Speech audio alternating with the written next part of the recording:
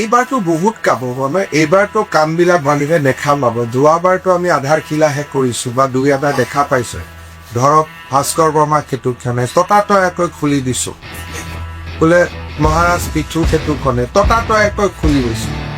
কিন্তু এতিয়াতো 5 বছৰত কিমান কাম দেখা পাব। ধুবুৰী ফুলবাৰী ব্ৰিজ কমপ্লিট হ'ব, পলাশবাৰী শুৱালকুছি ব্ৰিজ কমপ্লিট হ'ব, মাজুলী যোৰহাট ব্ৰিজ কমপ্লিট হ'ব, শিলচৰৰ পৰা গুৱাহাটীলৈ 5 ঘণ্টাত অহা ৰাস্তা মুকলি হ'ব, কাজিৰঙাৰ ওপৰত সেতু হ'ব, আপোনাৰ গহপুৰ নুমলীগড়ৰ মাজত টানেল হ'ব, ছেমি কণ্ডাক্টৰ ফেক্টৰী ইনগ্ৰেশ্যন হ'ব, ফাৰ্টিলাইজাৰ ফেক্টৰী ইনগ্ৰেশ্যন হ'ব, পাৱাৰ প্লেণ্ট ইনগ্ৰেশ্যন হ'ব। গতিকে এইবাৰতো গোটেই কামবিলাক মানুহে দেখা পাব। এই 5 বছৰ হ'ল উদ্বোধনৰ বছৰ।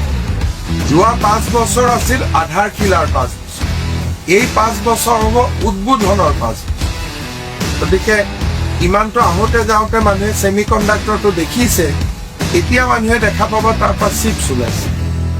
এতিয়া নাৰেংগী কুৰুৱা দলঙৰ আধাৰশিলাই হৈছে, অহা 5 বছৰত মানুহৰ গাড়ী চলিব।